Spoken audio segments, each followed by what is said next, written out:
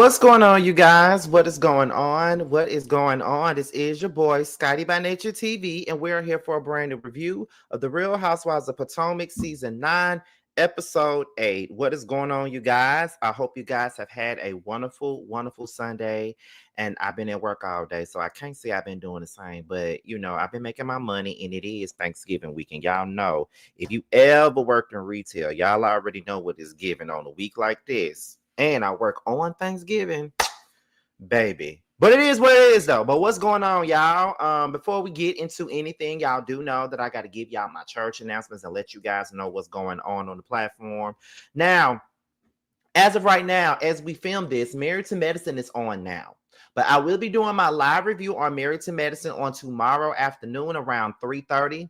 So make sure you guys tune in. Make sure you guys tune in. The link is already up and available. So make sure you guys, click on that bell so y'all can get y'all notifications, okay?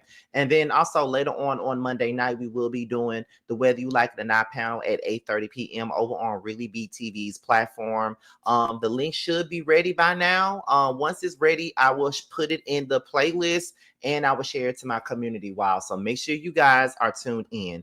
Then on Tuesday, be sure to tune in for my Love and Hip Hop Miami review, as well as the Real Housewives of Beverly Hills review. And then on Wednesday, be sure to tune in for Roasted review with me, Terrence, and Josiah. And we will be over on Giving You the Real Teas page on Wednesday. So make sure you guys tune in as we talk about this past episode that just went off of Bill Collective, okay? So with that being said, that's pretty much all that we got for the church announcements. So we're going to go ahead and just get into the mess right now.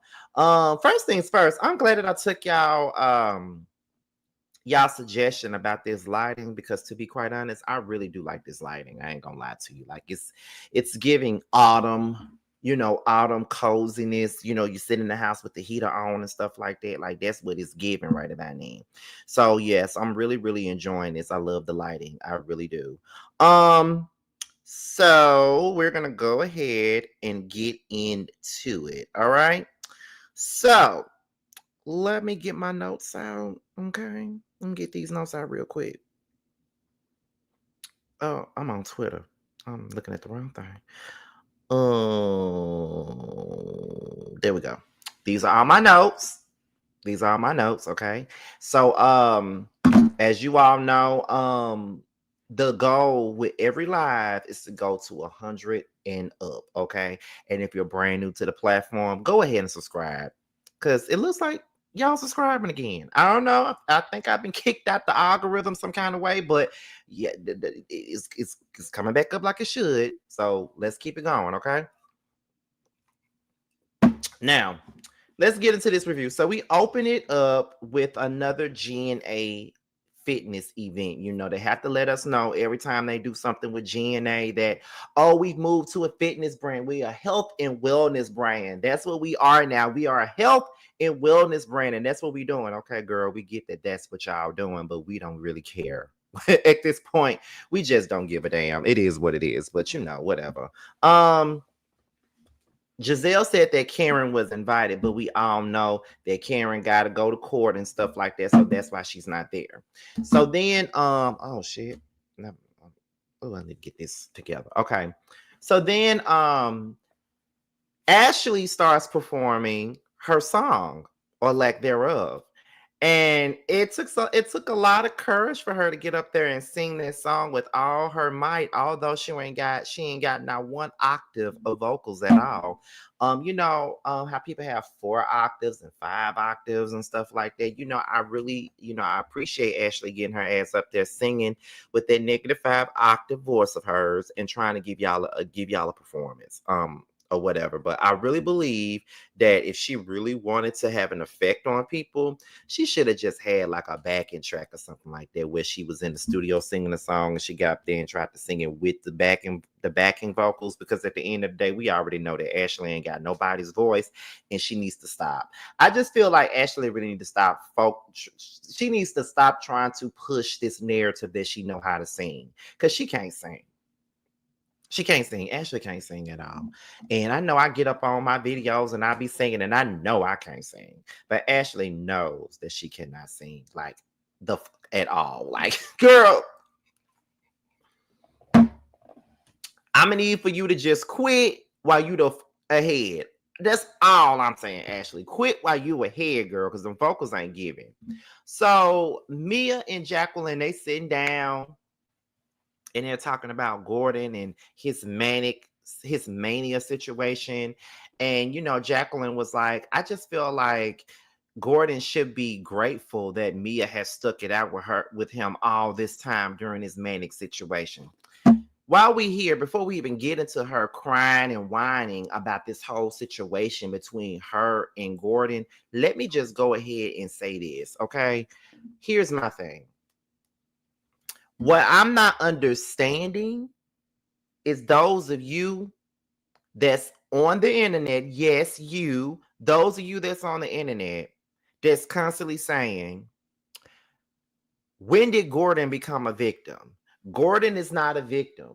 Gordon is not this. Gordon is not that. Gordon ain't nobody's victim. I don't think anybody ever said that Gordon is not I don't think anybody said that he was a victim. No one said that he was a victim. I don't understand why anybody is trying to make Mia look like the good person in this whole situation. The fact of the matter is she's wrong for what she's trying to do. And we keep on talking about Gordon cheated on his wife and got with Mia, and now he's getting his payback. What the fuck does that got to do with Mia sitting on this damn TV trying to use this man's mental health as a storyline and as a way to shame and shun him? That is the problem. No one's trying to make it sound like he's no fucking victim.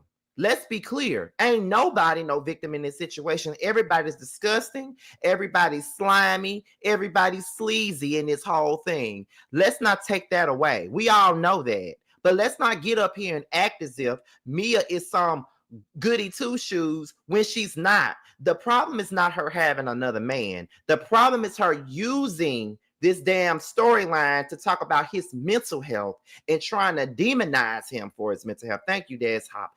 Trying to demonize him for his mental health and trying to make fun of mental health and making it a joke. That's what she's doing. And not to mention, when we're talking about victims, we're not talking about Mia nor Gordon. We're talking about the kids that's involved in the situation as well, because you're so thirsty and hard up for a check that you would rather bring this damn love and hip hop story that not only affects you, not only affects Gordon, who gives a fuck about it affecting Ink, but it also affects your fucking kids. That is the problem. So let's not try to make this out. Just because people are calling out Mia for her bullshit, that does not mean that we're trying to make Gordon a damn victim. We already know that he ain't one. We get that he's not a victim. That's nothing new here. We know he's not a damn victim. But Mia is an asshole, and Mia is a up individual for not only using mental health as a storyline, but bringing her kids into this stupidity, knowing that her kids are old enough to read shit and see shit and look up shit. That is the problem. I think people are missing that point, because it just kills me how many Mia apologists we have on Twitter, on Instagram, how everybody wants to make Gordon out to be the bad person in this situation, when Mia holds all the cards and she's using this whole thing as a storyline, and she's been lying and can't use her can't even keep her lies straight. You're trying to convince the people that he got such a mental issue, but at the same time, it's like you're trying to make it seem like this man got a mental issue, and he's this big bad wolf, and he's bipolar. I'm afraid for my life and all this other stuff. Well, if you so afraid, why the fuck is your kids around him then, since he's such an endangerment to you and everybody else in the situation? That's the problem that I got with Mia. Mia is not being real. She's being fake as hell, and people want to say, well, she's the only one giving entertainment, but at the expense of who? Everybody loves talking about entertainment, and this is a reality show, and if she wasn't doing what she was doing, the show would not be what it is. But you know what, we could really do without this storyline. Honestly, we really could have done it without it. Like, there's nothing entertaining about this storyline in the least bit. That's what I'm gonna need for people to understand. There's nothing great, there's nothing entertaining about this motherfucking storyline at all. She's a phony individual, and she's phony just like every part and piece of her on her motherfucking body. She's a fake and a phony, and I'm just over Mia. Like, I've been over her, I'm tired of her, and I'm tired of y'all, being Mia apologists, because she's wrong all across the board in this whole situation. All across the goddamn board. And I'm gonna need for y'all to know that and see that. And that's on period. Where we at now? So, oops, wrong one. Wrong code. Sorry, y'all, I'm trying to get back to my notes. So then she brings the group over, and she starts crying to the group about the confrontation that she had with Gordon and Ink, and how Ink, how Gordon is just going through this mania issue and things like that, and how it's just so disheartening and this and that. And I'm just looking at her like, girl, you really playing, you are true to it. Like, you are really playing this game like you just some doting wife that is so afraid of her husband. Like, you are true to it, baby. I promise you are. You are true to it, for real, for real. And I just really don't know what to say or how to put you. You are true to it, baby. For real, for real. And then like Ashley was like, I'm trying to be there, for my girl and stuff like that, but it's just a lot, it's really a lot. And even Giselle said, I'm sitting here and I'm listening to Mia, and it's not tea, it's not drama, it's not gossip, it's too much. When you got the two messiest motherfuckers on this show, Giselle Lex Bryan and Ashley big headed ass Darby, saying that this is way too much, you got a problem. Because them motherfuckers live for some mess. So if they're telling you that this is too much, and if they're saying it's too much, and if they're saying, oh, I can't deal with this, I can't listen to this is way too much going on, you feel what I'm saying? If they're saying it, then there's definitely something wrong with you right now. Something wrong with you in this story that you are telling right now. Because at the end of the day, like I said to y'all already, we don't give a fuck about this storyline. Nobody would not have any strong feelings about this damn storyline if it wasn't for her involving her damn kids in this situation, setting up her kids for failure and to be embarrassed and be picked on by kids. You know what I mean? And on top of that, Gordon is a damn fool, and so is Ink. Ink is really willfully being used as a damn pawn for a storyline. Because after this shit is over with, she ain't gonna have no use for Ink, because I'm sure Ink ain't got no damn money. She's using him to keep her damn flute. That's what she's doing. Because soon as Gordon lost that money, he lost her act. She lost Gordon. Soon as he lost that damn money, she ain't want nothing else to do with it after he lost that damn money. She playing both of these men. And if you ask me, both of them would be fine without her ass, and they both deserve better than her ass, honestly. And we could sit up here and say how they're not victims. I ain't saying no one, and I do mean no one in this situation is a goddamn victim but them fucking kids. And I'm gonna say that, and I'm gonna keep saying it. Those are the only victims that I'm worried about. I don't give a fuck about Mia. I don't care about Ink. I don't care about Gordon. But if you ask me, both of them are being played to the left, and I'm over it. I'm over it, and I'm over Mia ass. I'm so sick of her, and I've been saying this shit from the very beginning. But when I was saying it, oh, you just don't like the pretty girl. Oh, you just don't like the pretty girls. You don't like none of the pretty girls on the show. That damn superficial ass bullshit that people would try to throw my way. Oh, you don't like the pretty girl. First of all, she ain't pretty, number one, and number two, I don't like her because she's phony. I don't like fake ass people. I just don't. Like, I can't with fake, fraudulent ass people. I just can't with it. And every time I spot it, it just makes me sick to my stomach. I can't do it. Thank you for the $9.99 super chat. Super chat. This season has a lot of Mia, and that's very unfortunate. And that's what's making this shit horrible right about now. It's because of the fact that they got Mia on this motherfucker, carrying this damn show. And I just can't. I can't with her little plastic ass. And the fact that she's using mental health as a way to get sympathy from people is really ridiculous and fucking bothersome, if you ask me. And I'm just being honest with y'all. So let's move on. Where we at with it? She says, and the thing is, Ink told me that if he's a trigger for Gordon, that he would step away and back off. And I just can't. I just can't. He's saying that he will back off. He will back off if he's a trigger to Gordon.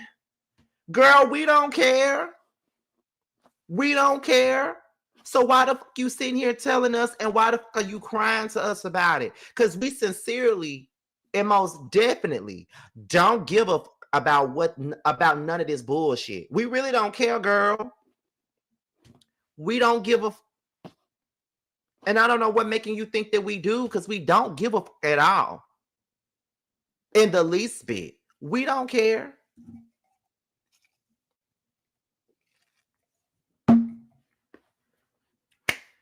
We don't care at all. I'm just being honest with you. We don't care. We don't give a fuck at all. I promise you we don't. So anyways, and ain't nobody buying her shit. That's the sad part about it. Like, she's trying to, play this damsel in distress and stuff like that, and it's just irritating to me. Like, she's just really getting on my nerves, to be real.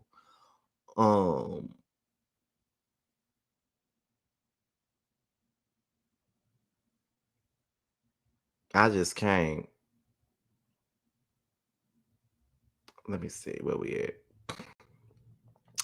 So as they're sitting there, Giselle is like, well, Karen could not be here because of the court case, but however, I'm gonna, get into my first lady bag, and we are going to pray for Karen. So let's all get together and we're gonna pray for Karen. So everybody prays for Karen and all this other stuff. And to be quite honest, y'all, I would not want Mia to pray for me for nothing. I'm just gonna be honest with y'all. I would not want Mia to be praying for me about a damn thing. I would not want Mia to be sitting up here saying my name. I wouldn't want Mia to be doing nothing for me, because she's trash. She's complete trash, and there's really nothing more to be said about that in the least. Okay, like that is one trash ass individual. Jigsaw needs to stick to horror movies at this point. Like, thank you for the super chat, but yeah, she's completely ridiculous for real. So we see Karen and Ray. They get ready for court, and Karen is pretty much drained by all of this legality stuff and things like that. Like, she's very much so drained by the whole thing. And I can only imagine that she is, I can only imagine, because I mean, you driving drunk, DUIs ain't no joke. DUIs ain't no joke. And that's why every time I was going out with my friend, me and my friends would be going out to a bar or something like that. Me being the one that drink a lot when we go out, I know that by the end of the night, I'm going to be fucked up. So that's why I always say, can one of y'all pick me up? Because back home, it's not really, Ubers and Lyfts are limited back home. So we would always ride with somebody. So I'd be like, can I ride with y'all? Because, baby, I know I'm going to be fucked up by the end of the night. Because I know how I am. And I know that when we go to the bar, we going out for some drinks. I'm going to my whole objective is to get lit. I already drink occasionally anyway. So it's just like my whole thing is to get lit. That is my whole thing. So by the end of the night, I'm going to be fucked up. And I know I ain't going to be able to drive home. That's why I'm sure to be in the car, be a passenger princess every time I go somewhere with somebody. That's why I'm so glad I'm in Atlanta, because there's Lyfts and Ubers everywhere. There's unlimited access to Ubers and Lyfts. So if I want to go to a bar, I can. I can get in the Uber, get in the Lyft, go on about my merry little way. Okay, period. So yeah, I can only imagine what's going through her head. I mean, I'm pretty sure that she doesn't want to be in this predicament, and I'm pretty sure that she hates that she is in that predicament. But you just gotta pay the cost, for what you did. It is what it is, and there is no other way to put it, honestly. So all the girls meet up for the rooftop and things like that, Kiana and Mia are on a better note ever since Mia apologized to Kiana about talking about, the drug dealing boyfriend and things like that. And I'm pretty sure that Kiana probably know that this girl ain't about shit. She just ain't trying to, be holding on to the bullshit and just keep on going along with it. You feel what I'm saying? That's what I'm thinking she doing. That's the only thing that I can say she doing if we're being real about the whole thing. Like she just don't want to keep it going and constantly, be doing the same thing. Like, oh, oh, we got to do this, we got to do that. Oh, we beefing with one another. Like, I know she probably don't want to be doing all that. That's probably what it is. So after that, Wendy comes in. She speaks about her birthday party that she's throwing for herself, and I'm like, girl, didn't we just? How long we celebrating your birthday with? You know what I'm saying? Like, you are the definition of we celebrate my birthday the whole goddamn month. You are the true definition of that, honey. Because I'm like, girl, what the hell? Like, what are you doing? Like, what the like, are we still celebrating your damn birthday, girl? Like, really? Okay. So Kiana tells the girls that the trial has been postponed at this point. Like, she went to court today and the trial has been pushed back to September. Karen is ready for this whole thing to be over. She's tired of it. She's just ready to just, move on with her life and get this shit over with. That's with anything. Like, I'm all with her on that. Like, no one likes to go to court. You know what I mean? Like, court is probably the most draining shit. You know what I mean? How do I know? I've been a few times. I've been to court a few times. Like, that shit is not player at all. I can't stand going to nobody's courtroom. Every time I go to somebody's courtroom, I'm thinking I'm finna go to jail. I remember the first time I went to court, really, when I got into that fight. And I had that charge. I think it was like simple assault or something. And I went to court and I was over it from the moment I got there. And luckily, the person that I fought didn't, they didn't show up. So the charges were dropped all together. But when I was in that courtroom, I was like, oh, please get me out of here. Because what the fuck? Like, let's get out of here. And then, I would go to court for speeding tickets and stuff. And I would hate that shit too. Like, court is just, I just hate the smell of court. I just hate being in that cold ass room. It's just irritating to me. But I can understand why Karen wants this shit to be over. But hey, that's the price she paid once again. So then we're back at the rooftop. And my thing is that they're worried about Karen. They're, talking about Karen's situation over drinks. Over drinks. She's in court over drinks, and we're sitting here discussing this shit over drinks. You know what I'm saying? Like, how the fuck are we, trying to make sure she good over drinks? But that's very ironic. I know they ain't the ones with the DUI, but still, it's just like, y'all gonna do this over drinks? But okay. What else is going on? So Mia says that Karen is skinny now. And then Kiana said, she hasn't been eating, she's been stressed. She really ain't been sleeping much, to be quite honest. So yeah, she's not really doing that great. So Wendy was asking about the charges, and does it include like maybe jail time, house arrest, probation, community service, something like that.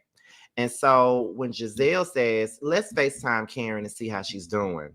Bad move, because soon as they said that, here go Mia, bad skin, having ass, talking about, what she say? She said, let's make sure she's not drunk.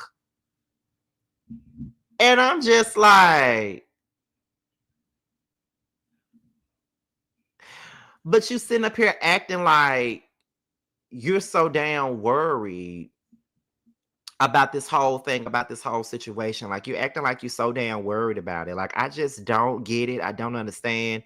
Like, you don't give a fuck about, you don't care nothing about Karen, her sobriety, or anything dealing with her court case. You don't give a fuck about that. So I don't even know why Mia was even included in that. And I could see the look on Kiana and Wendy's faces when Mia was doing that, because it really wasn't warranted or necessary.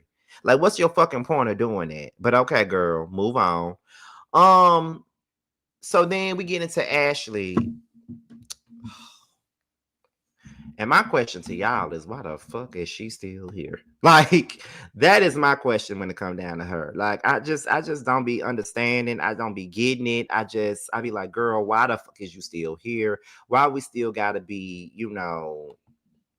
thrusted into your life? Because we really don't care. And there's really nothing interesting nor powerful about anything that you're talking about. Now, she's turning 36. So that means she's just a year older than me. So she's turning 36. And she's talking about, it's funny how Wendy wants to celebrate her birthday on the day of my actual birthday, yada yada yada. And here she go. And I'm just like, girl, what the fuck? So then they discussed the divorce. We don't care. They discussed the mediation. We don't care. They asked if there's any proof of infidelity and stuff like that. We really don't care at this point. All I know is that this is the longest time since Kenya that I've seen somebody talk about a damn divorce and the shit ain't even happened yet. Like, it's just like, girl, either get it or don't. Because at the end of the day, we really don't give a damn about it, to be quite honest. We really don't care. But we really need for you to just, get over it, move on, and just do what you do. Because I'm over it at this point. Like, for real, though. I'm over it.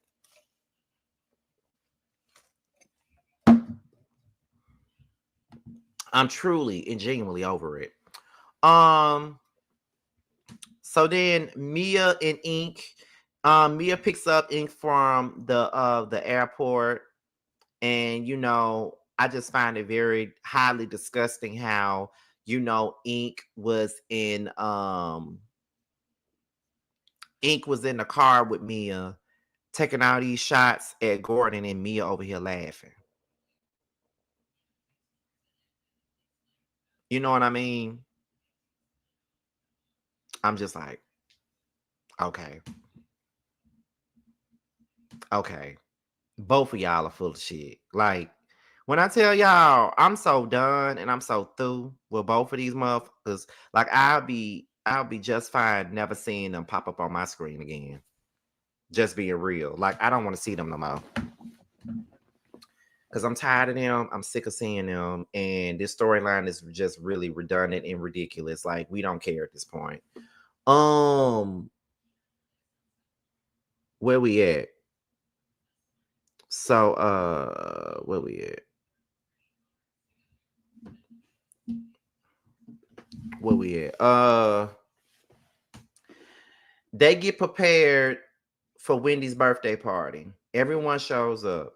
Mia and Susan have a moment. They really haven't had no conversation or nothing like that since Susan cussed Mia the hell out on social media, which I was here for when it happened. They trying to land this boat in that water and it just ain't working. Ashley says that she's doing a drag king show. I never even heard of a drag king show. I just only heard of a drag show. I ain't know. But okay. Giselle says that she's confused by Mia and Ink. She said, now she was just at my event crying about Gordon and Ink not getting along and things of that nature. But here she is on Instagram with them at the pool and stuff like that. So what's really going on? Stacey Norbury know what a drag king is. And then Stacey and TJ kind of have a tiff at the table, which I was kind of confused by. And by the end of the episode, Giselle calls out Mia and questions her about what's going on with Ink. And everybody's fucking confused. Like, everybody's confused. Don't nobody know which way to turn, where to land, or anything like that. Because all they know is that Mia be telling lies. And that is really the gist of the situation. That's all she ever does is tell lies. So it is what it is. And then she said, both the fathers of my kids are excellent people. And it was like, fathers? I thought Gordon was the father of your children. And then the episode goes off. I must say that this episode was a filler. That's why the review is 31 minutes long, because it was a filler. It really wasn't nothing going on like that for me to be dragging this shit on for a whole hour. It just wasn't nothing really going on like that. But it was just, to me, it's too much Mia, too much Ashley. You know, too many things happened on this episode that I just didn't give a damn about. I just got to be honest with y'all, but that's just it. So, with that being said, y'all, I am Scotty by Nature TV. Be sure to like, rate, comment, subscribe, share this video, and also click on the notification bell so you can be notified when the video drops. And if you want to follow me on any form of social media, my Twitter, my Instagram, and my TikTok will be down below. I'm going to leave you guys with the clip of the Dublavaee video featuring Bando and Carl called the Might Suck Dick Remix. And the link to the video is at the bottom. Yours truly was also in the video. I'm going to leave you guys with a clip of that. And I will see you guys on tomorrow for Married to Medicine and other videos, okay?